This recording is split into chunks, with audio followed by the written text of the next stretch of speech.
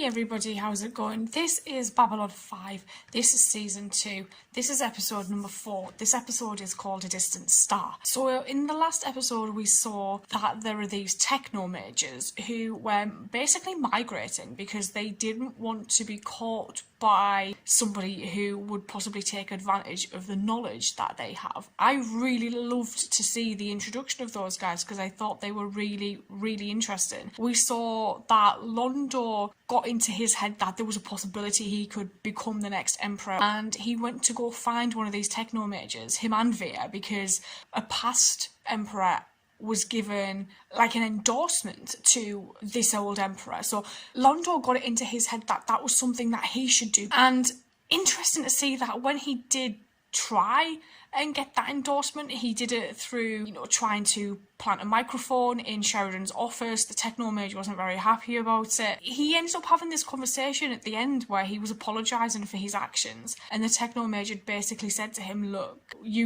there is a possibility that people will shout out your name, but not in support, in fear. So hopefully that's got through to Londo, because his alliance with Mr. Morden is worrying a lot. I'm going to get straight on into this. Let's go. Oh, good, Captain. I was about to call you. We just received a message for you from Captain Maynard of the Cortez. Oh. It's rather rude, sir, unless all your friends call you Swamp Rat. Oh, that's an old nickname and a long story. The Cortez is coming here for resupply. Must have been out a long time. At least 5 I years. don't know what it is, but this season I feel like Ivanova is lighter. She seems like she doesn't have the weight of the world on her shoulders. Ship coming through the gate, Commander. Last I heard, you were heading for the rim. Yeah, we spent 2 years mapping most of Sector 900. Oh, I saw you on the news when they announced your posting here. Tell me you get ISN all the way out on the rim now. No, we got called back in to do a repair on one of the Euphrates gates. When I heard the news, thought we ought to stop in. so basically you wouldn't have came here if Jeff was here. Yes, Ambassador. This is Ambassador Delenn of the Minbari Federation. She looks so different. Ambassador, Captain Jack Maynard. I was hoping to convene a meeting of the Council later this week to discuss the problems in Sector 19. What's going on in Sector 19? Thank you. John, she's Minbari? Yeah. Oh, she doesn't look like one. I mean, she does, but Doesn't. she doesn't. I mean, what's the deal? Still trying to figure that out.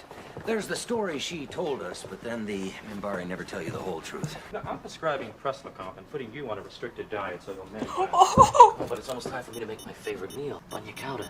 It's kind of an Italian fondue.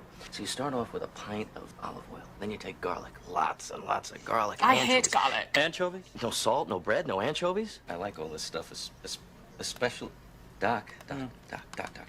If anyone ever cut out cheese or pizza for me or pasta, I'd be so What you can sad. eat, see? All kinds of things. I'm not only serious about you following the plan, but this gives me the perfect excuse to call all ranking station personnel for an atherogenic factor profile. Okay, fine. Diet. No.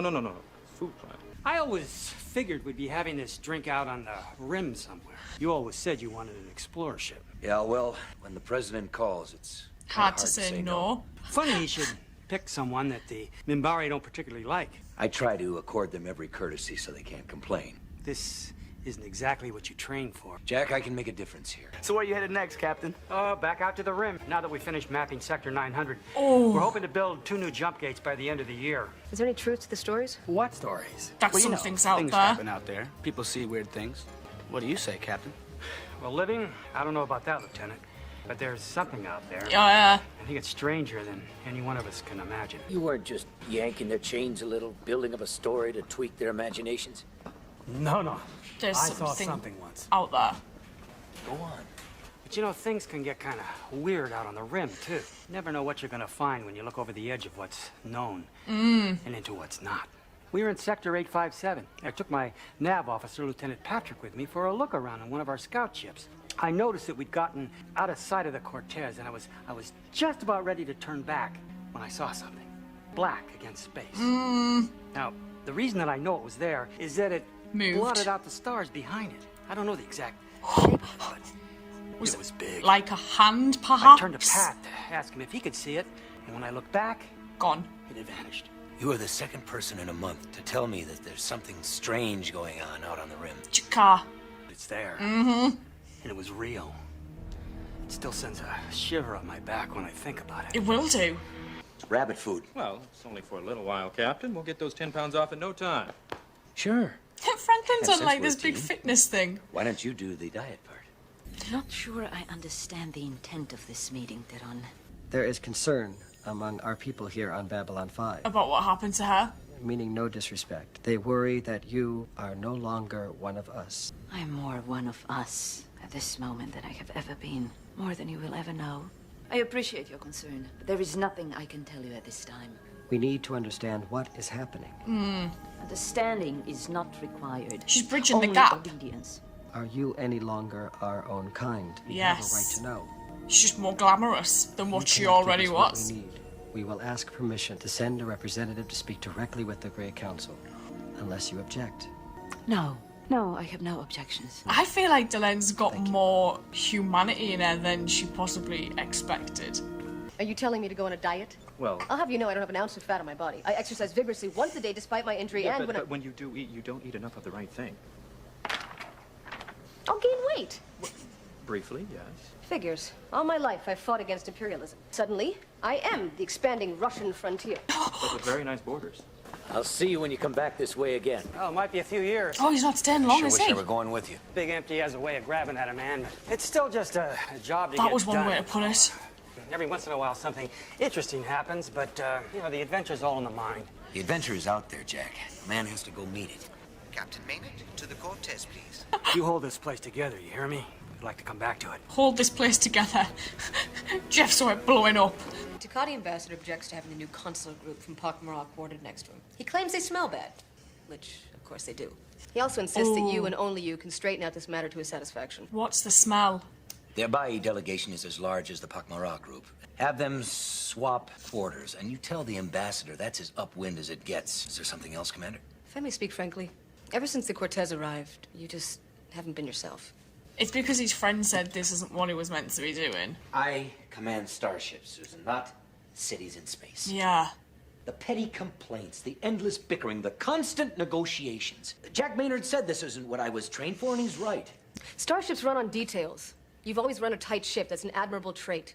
B5 can never run in quite the same way. No, it's different entirely. But you've had to settle your share of crew squabbles in your time, so forgive me for saying this, but it must be something more than just that. Running B5 takes just as much energy, intelligence, and patience as it does to command a starship. But there is a difference. He's not They fighting. have turned me into a bureaucrat, a politician. You're here because the president thought you could handle it. Yeah. As your executive officer, I have the right to know. Can he? Was he wrong? I don't know.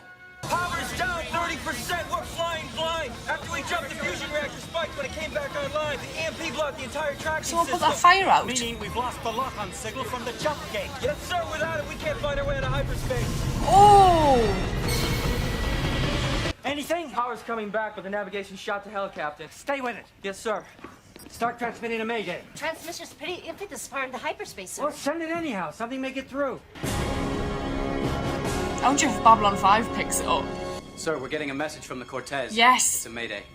Put it on speaker. This is Cortez. There's been an incident to navigate instruments. No lock-on signal. We are stranded in hyperspace. Please respond. I don't know, you're going to get them out of there. How are the other Minbari reacting to your situation? Not well. Fine. When does the new delegation arrive? What new delegation? I don't know. I only heard Mr. Garibaldi mention to someone that he was awaiting their arrival. I believe they're called Banya Cauda. Oh! I'm getting a signal from Babylon 5. It's very faint, sir. On speaker. Cortez, this is Babylon Control.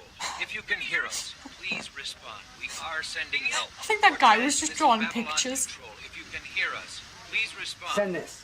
This is the Cortez. Lock on. Still not functioning. Cortez, this is Babylon Control. Keep on broadcasting your mayday. I've got the signal. Lock it on. What if it's not the Cortez? Captain! Captain! I do believe that's our sheepdog.